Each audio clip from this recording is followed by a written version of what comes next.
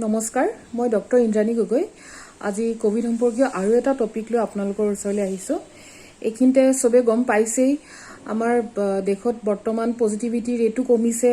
Number of কেसेस পাৰ ডেও কমিছে আৰু কিন্তু অসমত বৰ্তমান আমাৰ কেছৰ সংখ্যা হয় কনষ্টেন্ট আছে নহয় অলপ হলেও কমিছে লগতে পজিটিভিটি ৰেটটো অলপ হলেও কমিছে হয়তো নেক্সট 2 উইকছত আমাৰ কাৰণে এটা পজিটিভ নিউজ বা সিচুৱেচন কন্ট্ৰোলৰ এটা আমি দেখিব পাম যেন মোৰ লাগিছে বৰ্তমান তাৰ কাৰণে সব ৰাইজকে মোৰ ফালৰ পৰা ধন্যবাদ সবে যে এটো সহযোগ কৰিছে সবে কোভিড প্ৰটোকল মানি চলিছে এটো আটাইতকৈ ডাঙৰ কথা আচ্ছা যা হওক আজি টপিকটোলে আহো আজি আপোনালোকক মই কোভিডৰ আৰটিপিচিআৰ টেষ্টৰ বিষয়ে কম আৰটিপিচিআৰ যেটো সিটি ভ্যালু থাকে সিটি ভ্যালুনো কি হয় তাৰ বিষয়ে কম সদায় সিটি যেতিয়া এজন পেশেন্টৰ কোভিড পজিটিভ আহে আৰটিপিচিআৰ আহে লগতে এটা সিটি ভ্যালু এটা আপোনাৰ মেনশন থাকে এটা হেই সিটি ভ্যালুটো লৈ প্ৰায়ে মোক ফোন কৰে বা পেশেন্ট আহে যে বাইদেউ সিটি ভ্যালুটো কম আছে কিবা বহুত সিৰিয়াস হ'ব নেকি কিবা প্ৰবলেম হ'ব নেকি এতিয়া এই সিটি ভ্যালুটোৰ বিষয়ে বহুতবোৰ মিসকনসেপচন আছে কনফিউজন আছে মানুহৰ একচুয়ালি এই সিটি ভ্যালুটো কি হয় আৰু আমি ল্যাবত এই সিটি ভ্যালুটো কিয় উলিয়াও সিটি ভ্যালুটোৰ ডায়াগনোসিস বা ট্ৰিটমেন্টত কিবা ইফেক্ট আছে নেকি মই আজি হেতু বিষয়ে কম সিটি ভ্যালুৰ ফুল ফৰ্মটো হৈছে সাইকেল থ্ৰেশহোল্ড আৰু যেটো আমি আৰটিপিচিআৰ টেষ্ট কৰো তাৰ ফুল ফৰ্মটো হৈছে ৰিয়েল টাইম পলিমাৰেজ চেইন ৰিএকশন এতিয়া কোভিডৰ ভাইৰাছটোৰ বিষয়ে কওঁ কোভিড ভাইৰাছটো হৈছে এবিধ আৰএনএ ভাইৰাছ আমি সকলোৱে জানো আৰু ইয়াৰ ডায়াগনোসিসত আমি দুটা টেষ্ট ব্যৱহাৰ কৰি আছো বৰ্তমান এটা হৈছে ৰেড টেষ্ট আৰু এটা হৈছে আৰটিপিচিআৰ ৰেড টেষ্টত আমি ৰেপিড এন্টিজেন টেষ্ট কৰো এই টেষ্টত আমি ভাইৰাছত থকা এন্টিজেন বা প্ৰটিনটো আমি চাও এটুত আমি কিট টেষ্ট ব্যৱহাৰ কৰো এই টেষ্টৰ ৰিজাল্ট আপোনালোকে আপোনালোকৰ সন্মুখতে 10 মিনিটৰ ভিতৰতে পাব প্ৰেগন্যান্সি কিটৰ নিচিনা কিটতে কৰা হয় যদি দুডাল লাইন আহে তেতিয়াহলে আমি এটো পজিটিভ ধৰো আৰু বাকি হৈছে আমাৰ আৰটিপিচিআৰ টেষ্ট আমি ল্যাবৰেটৰীত কৰা হয় স্যাম্পলটো আমাৰ কালেক্ট কৰি পেলাই টেকনিশিয়ানে ল্যাবত পঠায় আৰু আমি ল্যাবত আৰটিপিচিআৰ টেষ্টটো কনফাৰ্মেশন ৰিপৰ্টটো দিও এতিয়া হল আমি আৰটিপিচিআৰ টেষ্টটো কৰো কেনেকে হেতু বিষয়ে মই অলপ কৈ লৈছো প্ৰথম কথা কোভিড ভাইৰাছটো হৈছে এটা আৰএনএ ভাইৰাছ আমি আৰটিপিচিআৰত আৰএনএ ডাল এক্সট্ৰেক্ট কৰো একচুয়ালি আমি আৰএনএ কেতিয়াও এক্সট্ৰেক্ট কৰিবলৈ অলপ দিগদাৰ হয় আৰএনএ ডাল আমি ডিএনএ লে কনভাৰ্ট কৰো আৰএনএ ডাল ইমান ইজি নহয় এক্সট্ৰেক্ট কৰা এতিয়া ধৰি লওক এডাল আৰএনএৰ পৰা আমি দুডাল কৰিব লাগিব দুডালৰ পৰা চাৰিডালৰ পৰা আঠডালৰ পৰা 16 ডাল এটু কয় ভাইৰেল এম্প্লিফিকেশন ইয়াত আমি অপোজিট হেৰি কেমিক্যাল দি পেলাই কৰা হয় এতিয়া যেটো এটাৰ পৰা দুডাল হল দুডালৰ পৰা চাৰিডাল হল এটুক আমি এটা সাইকেল বুলি ধৰিব পাৰো এতিয়া কথা হল এটা স্যাম্পল লোৱাৰ পিছত কিমানটা সাইকেলৰ পিছত আমি আৰএনএ ডাল ডিটেক্ট কৰিব পৰা লেভেললৈকে আহিব আৰএনএ ডাল যদি বহুত যথেষ্ট ধৰক কম হয় তেতিয়াহলে আমি এটা ডিটেক্ট কৰিব নোৱাৰিম বা হেতু নৰমাল আমি কমেন্সেল বুলি ধৰো নৰমাল কমেন্সেল মানে হৈছে এনে থকা অৰ্গানিজম কোনো ধৰণৰ ক্ষতি নকৰে যেহেতু আপোনালোকে জানে যে আমাৰ মুখৰ ভিতৰত যথেষ্ট অৰ্গানিজম প্যাৰাসাইট আমাৰ থাকেই কিন্তু তেওঁলোকে কোনো ধৰণৰ ক্ষতি নকৰে তো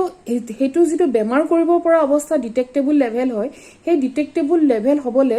আমি কিমান বাৰ আৰএনএ ডাল এম্প্লিফিকেশন কৰিব লাগিব অৰ্থাৎ এডালৰ পৰা দুডালৰ পৰা চাৰিডালৰ পৰা আঠডালৰ পৰা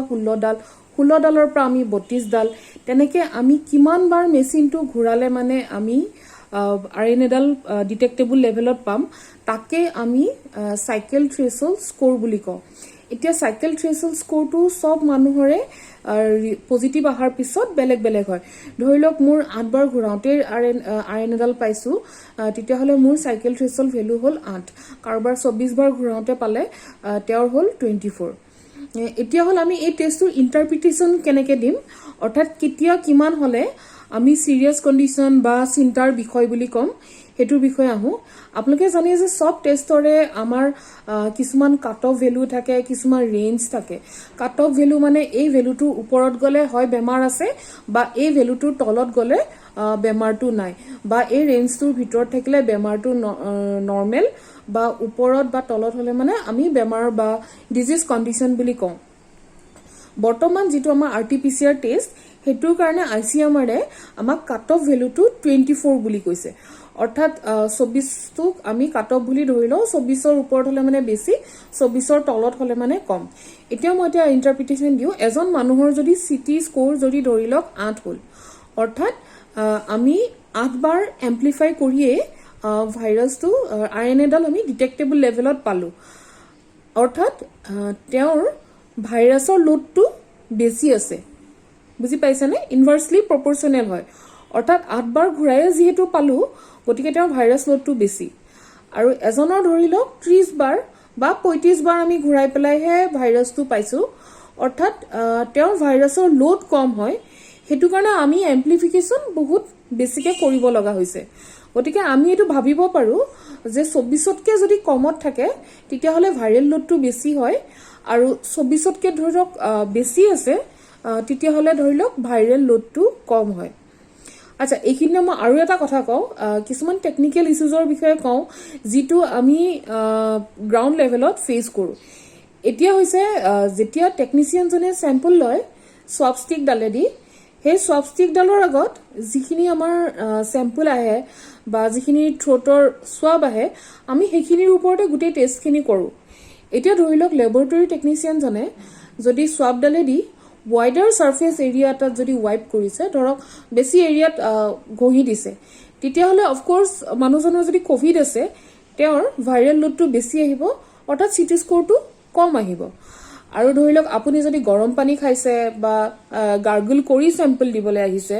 তেতিয়াহ'লে আপোনাৰ অফক'ৰ্চ ভাইৰেল লোডটো সেইখিনি সময়ত কম আহিব। কাৰণ আমি জানো যে ভাইৰাছটো হিট চেনজিটিভ হয় বা বিটাডিন বা গাৰ্গলেও অলপমান ইফেক্ট কৰিব পাৰে। তো চেম্পল লোৱাৰ ক্ষেত্ৰত এই ৰিপৰ্টটোৱে বহুত ইনফ্লুৱেঞ্চ কৰে চেম্পলটো কেনেকৈ লৈছে।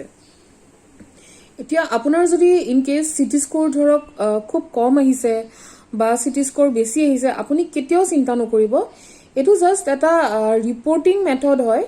যে আমি RT-PCR পজিটিভ মানুহজনক কিমানটা চাইকেলৰ পিছত বা কিমানবাৰ এম্প্লিফিকেশ্যন কৰাৰ পিছত পাইছো,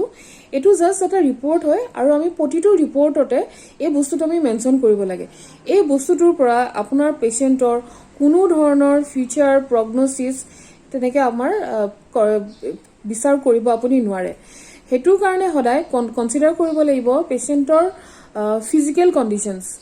কি কণ্ডিশ্যনত আছে, চিমটমেটিক হয় নেকি, জ্বৰ কাহ চৰ্দি আছে নেকি, অক্সিজেন চেচুৰেশ্যন কেনেকুৱা, উশাহ ল'ব পাৰিছে নে, ৰেছপিৰেটৰী ৰেট, কাৰ্ডিঅ'ভাস্কুলাৰ ডিজিজ বা ডায়েবেটিছ বা তেনেকুৱা ধৰণৰ কিবা কোমৰ্বিড কণ্ডিশ্যন আছে নেকি। এই কণ্ডিশ্যনসমূহে পেচেণ্টৰ ফিউচাৰ ট্ৰিটমেণ্ট বা ফিউচাৰ প্ৰগন'চিছটো ডিটাৰমাইন কৰিব। এই CT স্ক'ৰটোৰ কাৰণে আপোনালোকে কেতিয়াও টেনশ্যন নল'ব।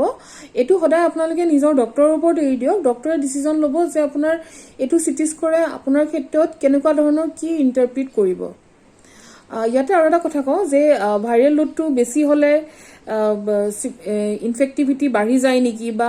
ভাইৰেল লোডটো কম হ'লে ইনফেক্টিভিটি কম হৈ যায় নেকি। এতিয়া প্ৰথম কথা, ক'ভিড বেমাৰটো এটা এৰ'চল ডিজিজ হয়। যেতিয়ালৈকে আমাৰ এৰ'চল প্ৰডিউচ নহয় তেতিয়ালৈকে হয়তো আমাৰ